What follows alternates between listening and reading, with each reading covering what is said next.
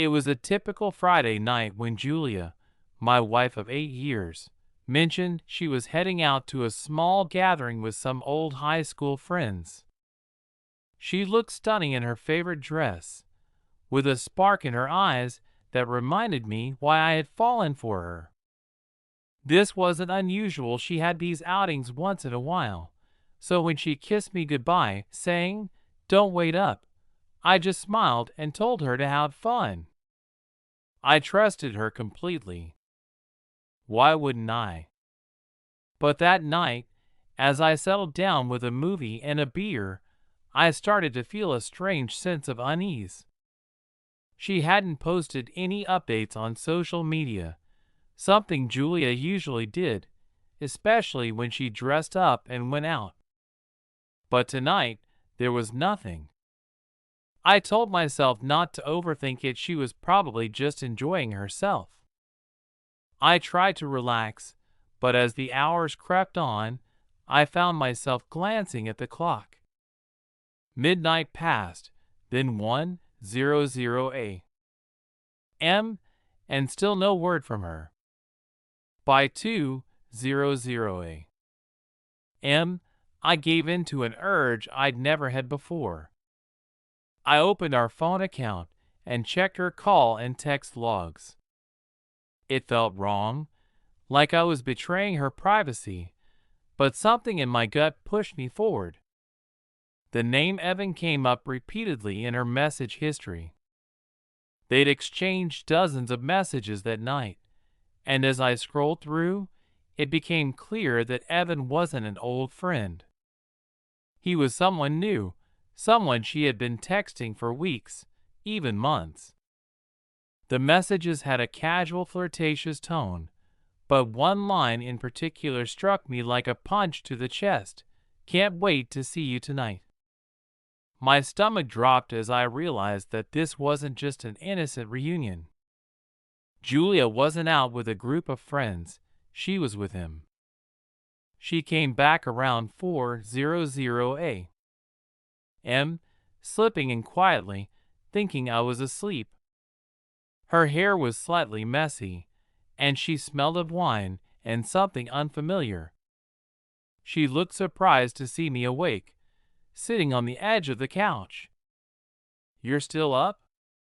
she asked, trying to sound casual. I didn't answer her directly, just nodded and asked, "How was the gathering?" She hesitated a bit too long.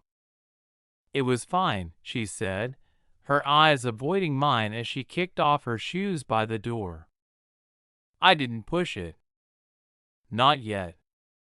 I wanted all the details before I confronted her. In the days that followed, I played the part of the oblivious husband while quietly gathering evidence. I scoured through her social media, searched through our shared files, and found more messages, photos, and call logs between her and Evan. Bit by bit, I pieced together the time she had claimed to be with friends that lined up with messages to him. Finally, one night, I found what I needed. Julia left her phone unlocked while she took a shower, and in it, I found a picture of her and Evan, cozy on a sofa at his place. She was smiling, her head resting on his shoulder, his arm wrapped around her waist. Seeing them like that was a gut-wrenching blow, but I kept my emotions in check. This betrayal deserved a calculated response. Instead of a confrontation, I set my revenge into motion. First, I let her continue her routine, letting her think she had fooled me. Then I tracked down Evan online. He had his social media wide open, and I created a fake profile that looked like someone who could be friends with Julia's friends. Over time, I struck up an online friendship with him, asking casual questions that gave me insight into his world. He was unsuspecting, believing me to be just another friendly face. While Julia thought everything was fine, I also set up hidden cameras at home and recorded her conversations with him. I gathered weeks of material, enough to paint a clear picture of her deceit. Then the day arrived. Julia left for another gathering, and I knew she was going to meet Evan again. This time, I didn't sit back.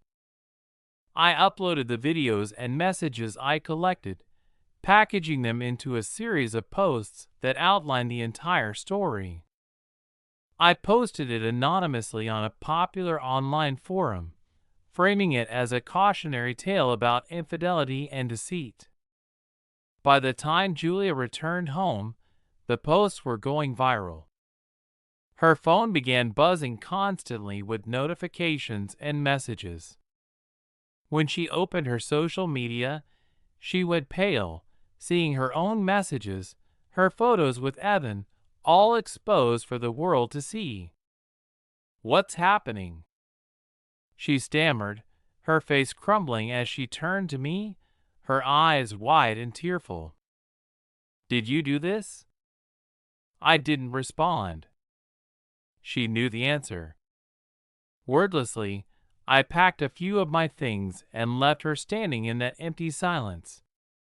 The trust she had shattered was gone forever, and the life she had tried to build with lies crumbled along with it.